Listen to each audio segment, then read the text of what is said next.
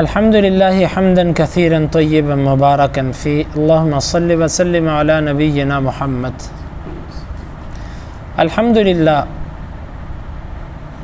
حمد سے مراد ہم قرآن مجید کی تفسیر میں اس کی وضاحت کر چکے ہیں، اس کو یہاں پر دوبارہ ہم نہیں دہرائیں گے۔ للہ اس کی وضاحت بھی ہو چکی۔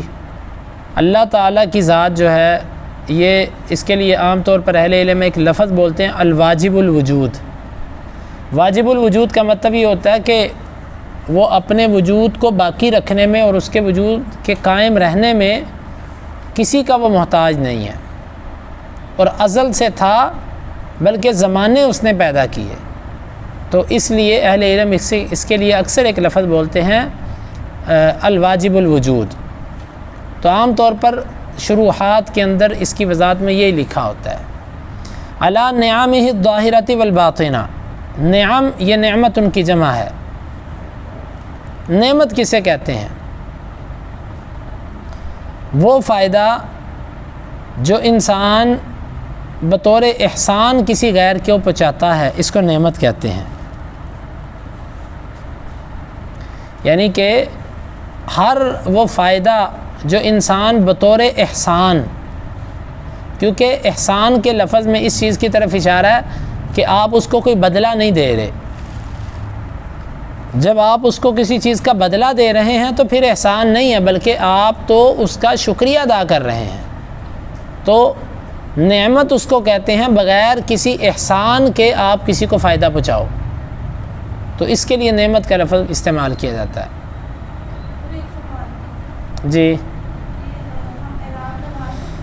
جی اعراب لگائیں آپ۔ ویسے بہتر یہ تھا کہ آپ کوئی کاپی استعمال کرتے، لیکن کوئی بات نہیں، آپ کتاب پہ لکھ لیں۔ پھر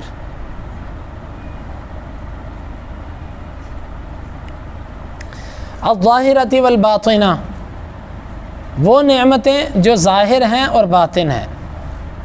الظاہرہ سے مراد کیا ہے اور باطنہ سے مراد کیا ہے؟ اہل علم نے اس کی مختلف تفاسیر کی ہیں۔ ایک اس کی وضاحت یہ ہے کہ ظاہرہ سے مراد جو اللہ تعالیٰ نے آپ کے جسم کے ظاہر جلد اور ظاہری اعضاء جو نظر آتے ہیں، چہرے کی بناوٹ اور جوڑوں کا درست ہونا اور اس کے اوپر ایک جلد کا چڑھ جانا، یہ سب کی سب ظاہرہ میں آتی ہیں۔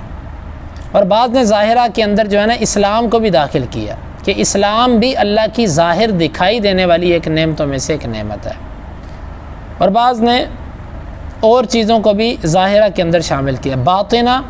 باطنہ سے مراد یہ ہے کہ جو انسان کے عیوب اور جو کمزوریاں اللہ تعالیٰ نے ان کے اوپر پردے ڈالے ہوئے ہیں۔ یہ اللہ تعالیٰ کا عجیب نظام ہے کہ اللہ تعالیٰ نے انسانی بدن بنانے کے بعد اس کے اوپر ایسی جلد چڑھا دی کہ جس نے اندر کا جو کچھ تھا اسے سب کچھ کو چھپا دیا۔ اگر انسانی جلد بالکل شیشے کی طرح ہو کہ آر پار نظر آتا ہو، تو یقین مانیں کہ ہمارے اندر کی جو آنتیں ہیں اور ہمارے اندر جو شریانے ہیں اور ہمارے بدن کے اندر جو معدے کے اندر جو رطوبت اور فضلے اور فاضل مادے جو کہ قضائے حاجت کے ذریعے خارج ہوتے ہیں، یہ سب اگر دکھائی دینے لگتے تو انسان سے اس کو کراہت ہونے لگتی کہ اس کو دوسرے بدن میں وہ سب کچھ نظر آ رہا ہوتا، تو اس کو نہ اس سے محبت پیدا ہوتی، نہ اس کے دل میں، بلکہ عجیب سا معاملہ ہوتا۔ تو اللہ تعالیٰ نے باطنہ نعمت سے مراد اہل علم نے ایک یہ بیان کیا کہ اللہ تعالیٰ نے جن چیزوں کے اوپر پردے ڈالے ہوئے ہیں یہ باطن نعمتیں ہیں۔ باطن نعمتیں اگر اللہ تعالیٰ ان پردوں کو ہٹا دے تو پرائے تو کیا اپنے بھی انسان سے دور ہو جائیں۔ تو جو اللہ تعالیٰ نے جن چیزوں کو پوشیدہ رکھا ہے یہ بھی اللہ تعالیٰ کی نعمتوں میں سے نعمت ہے۔ تو شکریہ ادا کیا جا رہا ہے اللہ جو تیری نعمتیں ظاہر ہیں جو دکھائی دیتی ہیں ان پر بھی، اور جو تیری نعمتیں ظاہر نہیں ہیں پوشیدہ ہیں اللہ اس پر بھی ہم تیری شکر اور حمد کرتے ہیں۔ قدیم و حدیثہ، پرانے زمانے میں بھی اور نئے میں۔ پرانے سے اور نئے سے دو چیزیں مراد ہیں۔ پرانے سے مراد ہمارے آباء و اجداد، یعنی کہ ہمارے آباء و اجداد پر جو نعمتیں تو نے کی وہ بھی حقیقت میں ہمارے اوپر ہی ہیں نا، کیونکہ باپ دادے پر احسان نسلوں پر احسان ہوتا ہے۔ تو اے اللہ جو تو نے ہمارے بڑوں پر نعمتیں کی ہم اس پر بھی تیرا شکریہ ادا کرتے ہیں۔ وہ حدیثہ اور جو تیری ہمارے اوپر نعمتیں ہو رہی ہیں یہ نئی نعمتیں ہیں، ہم اس پر بھی تیرا شکریہ ادا کرتے ہیں۔ اور دوسرا معنی قدیم اور حدیث کا یہ ہے کہ ہماری جو پرانی نعمتیں تو نے ہمارے اوپر کی وہ بھی، اور جو ابھی ابھی تازہ نعمتیں تیری ہمارے اوپر آئی ہیں یہ بھی، یعنی دونوں طرح کی اس کی جو ہے وہ تشریح اہل علم نے کی، اور دونوں معنی درست ہیں۔ والصلاۃ والسلام، صلاۃ یہ عام طور پر ہماری زبان میں اس کا معنی کیا جاتا ہے درود، درود اس کا معنی کیا جاتا ہے، درود ہو اور سلام سلامتی ہو۔ اللہ تعالیٰ کی طرف جب درود کی نسبت ہوتی ہے نا کہ اللہ یا ایھا الذین آمنوا صلوا علیہ وسلموا تسلیما ان اللہ وملائکتہ یصلون علی النبی، اللہ اور اس کے فرشتے نبی پر درود بھیجتے ہیں۔ تو اللہ کا درود بھیجنا کیا ہے؟ اللہ کے درود بھیجنے کا مطلب ہوتا ہے کہ اللہ تعالیٰ اس کے شرف میں اور ان کی کرامت اور ان کی عزت میں اضافہ کرتا ہے۔ اللہ کے درود بھیجنے سے مراد ہے اللہ تعالیٰ آپ کے شرف اور آپ کی کرامت کے اندر اضافہ کرتا ہے، آپ کا درجہ بلند کرتا ہے۔ اور فرشتوں کا درود بھیجنا وہ دعائیں ہوتی ہیں، اور انسانوں کا درود بھیجنا بھی اللہ تعالیٰ کی جو اس کے نبی نے سکھا دیا اس کو پڑھنا، یعنی کہ اللہ کے لیے جب اس کی نسبت ہو تو پھر شرف کو بلند کرنا، اور انسانوں کی طرف یا مخلوقات کی طرف جب اس کی نسبت ہو تو اس وقت اس سے مراد جو ہے نا وہ شرف کی بلندی کی دعا کرنا، کہ اللہ ہم تو اسے دعا کرتے ہیں کہ ہمارے نبی کے شرف کو تو بلند کر دے۔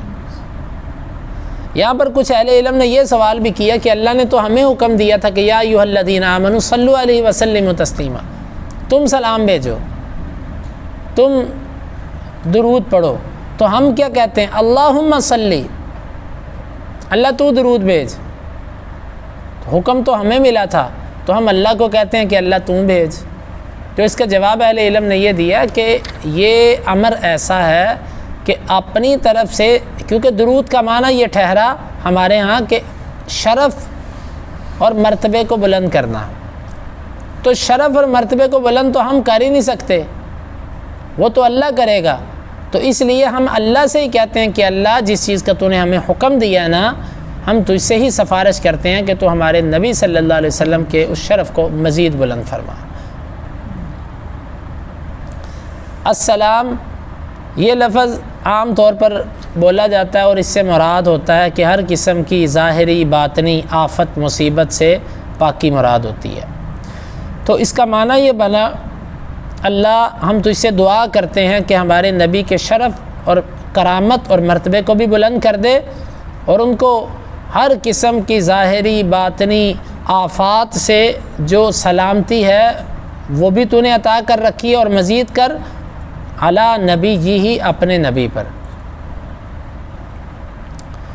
نبی اور رسول اس کے اندر اہل علم نے فرق کیا ہے۔ عام طور پر نبی کا لفظ جو ہے نا یہ بولا جاتا ہے ہر اس کے لیے کہ جس کو اللہ تعالیٰ نے جس کے اوپر وحی کی ہے، اور رسول یہ خاص ہوتا ہے۔ رسول کا لفظ بولا جاتا ہے صاحب شریعت کے لیے، یعنی جس کو نئی شریعت ملی اور اللہ تعالیٰ نے اس کو جو ہے وہ آگے تبلیغ کا حکم بھی دیا۔ رسول کم ہے، ایک روایت ہے اس کی سند کے اندر کچھ کلام ہے جس میں اشارہ ہے کہ رسول 315 کے قریب ہیں اور باقی انبیاء ہیں۔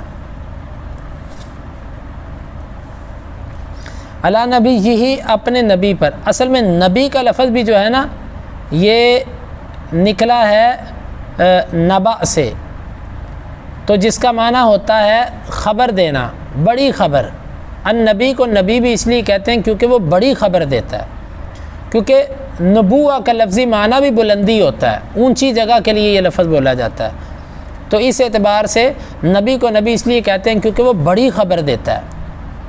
اور نبی ہوتا کون ہے؟ آسان لفظوں میں یوں کہہ لیجئے اللہ اور بندوں کے درمیان سفارت کا کردار جو ذات ادا کرتی ہے اس کو نبی کہا جاتا ہے، کیونکہ نبی سفیر ہوتا ہے اللہ کی طرف سے بندوں کے لیے اور بندوں کی طرف سے اللہ کے لیے، یعنی کہ وہ بندوں کے جو ہے وہ ضروریات کی سفارش اللہ کے آگے کرتا ہے اور اللہ تعالیٰ اپنا پیغام اس کے ذریعے بندوں تک پہنچاتا ہے۔ نبی سفیر ہوتا ہے حقیقت میں۔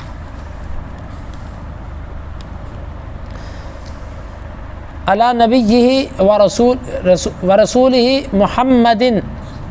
اچھا یہ بھی یاد رکھیے گا، ہر رسول نبی ہوتا ہے لیکن ہر نبی رسول نہیں ہوتا. رسول اور نبی یعنی محمد صلی اللہ علیہ وسلم، اس کو عربی گرامر کے اعتبار سے مبدل منہ بدل کہتے ہیں. محمدن یعنی محمد صلی اللہ علیہ وسلم. بدل کا جب بھی ترجمہ اکثر کیا جاتا ہے اردو زبان میں تو اس کے لیے یعنی کا لفظ بول دیا جاتا ہے. و آلہ، اور آپ کی آل. آل کس کو کہتے ہیں؟ آل سے مراد اللہ کے نبی صلی اللہ علیہ وسلم کی اولاد ہے. آپ کی اولاد، اس میں فاطمہ رضی اللہ عنہا کی اولاد بھی شامل ہے کیونکہ آپ نے ان کو دعا کر کے اس میں شامل کر لیا تھا. تو لہٰذا اللہ کے نبی صلی اللہ علیہ وسلم اور اس کے بعد فاطمہ رضی اللہ عنہ کی جو اولاد ہے یہ سب کی سب آل کے اندر داخل ہے.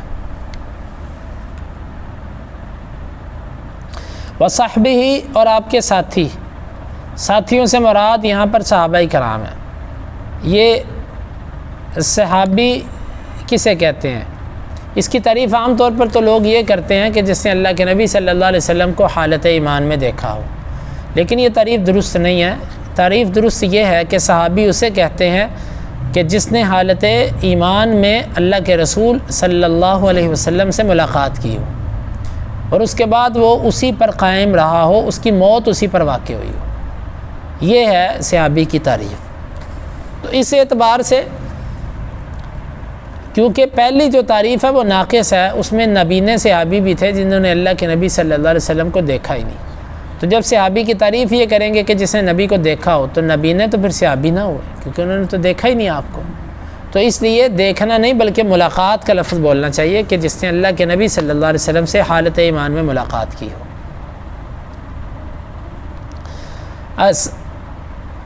الذین ساروا فی نصرت دینہ، یہاں پر صحابہ کرام پر درود پڑھے جانے کی اور اہل بیت پر درود پڑھے جانے کی وجہ بیان کر دی. ان پر درود و سلام اس لیے بھی ہے کہ الذین ساروا فی نصرت دینہ، جو چلے اس کے دین کی مدد میں. سیرا حثیثا، تیز چلنا، یعنی کہ انہوں نے دین کو پھیلانے کے لیے بڑی کوششیں کی، بہت کوششیں کی. دین کیا ہوتا ہے؟ دین اللہ کے بنائے ہوئے قانون کو کہتے ہیں. دین کی تعریف کیا ہے؟ اللہ تعالیٰ نے بندوں کے لیے جو ایک راستہ منتخب کیا ہے، جو ایک قانون بنایا ہے، اس کو دین کہتے ہیں. جو اللہ کے قانون کو پھیلانے کے لیے جنہوں نے کوششیں کی ان پر درود و سلام ہو. یہاں پر ایک علمی بحث بھی ہے، اسے بھی سمجھ لیں. اہل بیت کو علیہ السلام کہہ سکتے ہیں کہ نہیں کہہ سکتے؟ تو اس کو کہنے میں کوئی حرج نہیں ہے. تمام اہل بیت کے لیے علیہ السلام کا لفظ بولا جاتا ہے کیونکہ علیہ السلام تو ایک دعائیہ کلمہ ہے، دعا ہے. اور یہ علیہ السلام صرف اہل بیت کے ساتھ خاص نہیں ہے بلکہ عام صحابہ کرام کے لیے بھی علیہ السلام کا لفظ بولا جاتا ہے. اصل میں ہمارے معاشرے کے اندر روافض نے اس اصطلاح کو اور اس کلمے کو صرف اور صرف اہل بیت کے ساتھ خاص کر دیا، اور دوسرا انہوں نے اس کا ایک معنی خاص لیا ہوا ہے کہ جس کو وہ علیہ السلام کہتے ہیں، اس کو وہ امامت یا اس طرح کے درجے کی طرف اشارہ دیتے ہیں. تو ان کے باطل عقیدے کو اور نظریے کو تو ہم تسلیم نہیں کرتے. البتہ علمی اعتبار سے علیہ السلام کا لفظ اہل بیت کے لیے اور صحابہ کے لیے سب کے لیے بولا جا سکتا ہے کیونکہ ہماری مراد ایک دعا دینا ہے. ہم ان کو نبی اور اس درجے پر تو نہیں سمجھتے. رضی اللہ تعالیٰ عنہ بھی کہا جا سکتا ہے اور صحابہ کے علاوہ کو بھی کہا جا سکتا ہے کیونکہ رضی اللہ عنہ کا مطلب ہوتا ہے اللہ آپ سے راضی ہو جائے. یہ دعائیہ کلمہ ہے. ٹھیک ہے، کیسے؟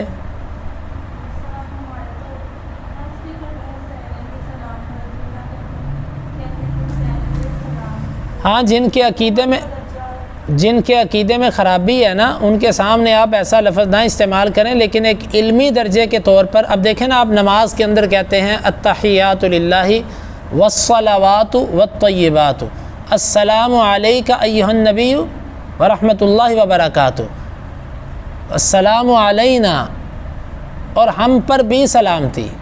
ہم میں سے ہر بندہ تشہد کے اندر اپنے اوپر بھی سلام بھیجتا ہے.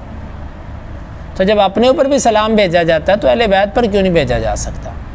تو علمی نقطہ نظر سے یہ سلام اور صلاۃ اور یہ لفظ بولے جا سکتے ہیں، البتہ یہ جہالت کی وجہ سے بعض لوگوں نے اس کو جو ہے نا وہ نبوت یا اس مقام کے ساتھ جوڑ دیا ہے۔ البتہ آپ ایسے لوگوں کے بلکہ آپ ایسے لوگوں کے سامنے یوں کہہ دیا کریں ابو بکر علیہ السلام، عمر علیہ السلام، تاکہ ان کو بھی یہ علم ہو جائے کہ ان کے نزدیک یہ لفظ خاص نہیں ہے۔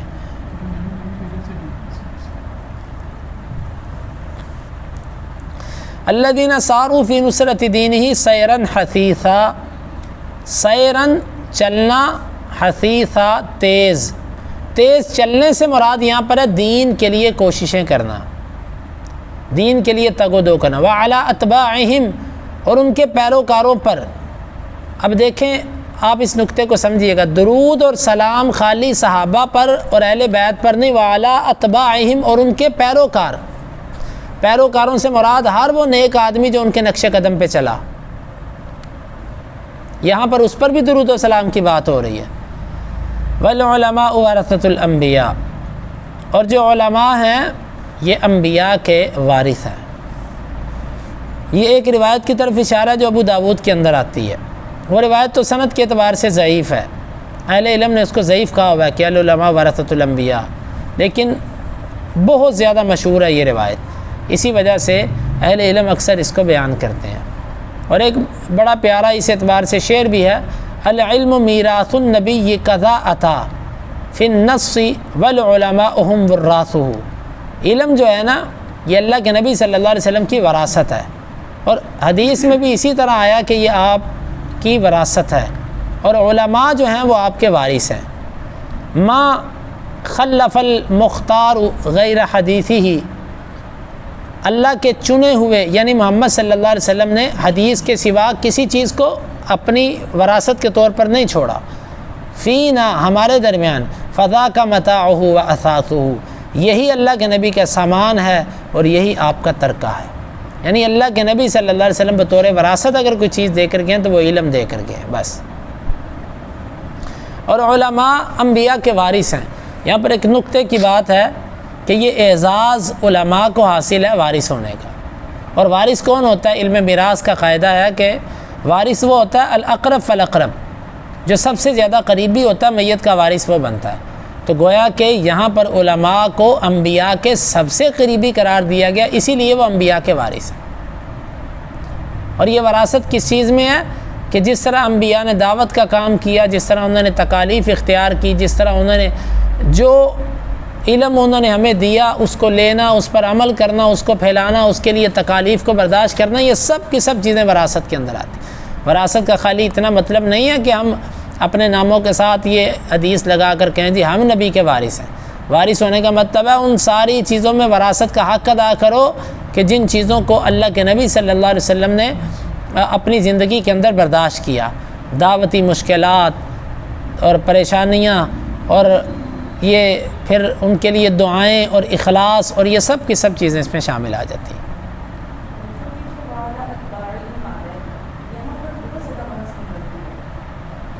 جی اتباع سے مراد آپ یعنی کہ کیا آپ کے ذہن میں سوال ہے؟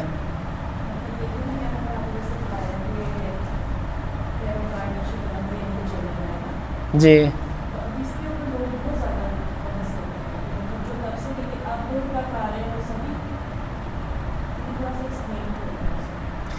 یعنی کہ اتباعہم سے مراد تو وہ ہیں جو صحابہ اور اہل بیت کے عقیدے پر چلتے آ رہے ہیں، عقیدہ ان جیسا اور عمل ان جیسا وہ مراد ہے۔ دعوے سے تو کسی کا کوئی تابع نہیں بن جاتا، پیروکار نہیں بنتا، یعنی جن کا عقیدہ اور عمل صحابہ جیسا ہے وہ لوگ مراد ہیں اس سے۔ آپ کے ذہن میں کیا سوال ہے؟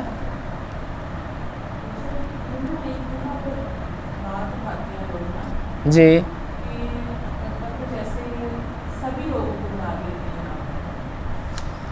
ہاں جی، وہ آپ کی جو بات ہے اس میں تو دیکھا جائے گا نا، دعوے سے تو کوئی تابع نہیں نا بن جائے گا، تابعی کا مطلب ہوتا ہے پیروی کرنے والا، تو وہ تو بنے گا، ہم دیکھیں گے کہ جس کا عقیدہ اور عمل صحابہ کرام جیسا اس کو دیکھیں گے، تو جس کا عمل اور عقیدہ ہے وہ ان کا اتباع میں شامل ہوگا، دوسرا نہیں آئے گا اس میں۔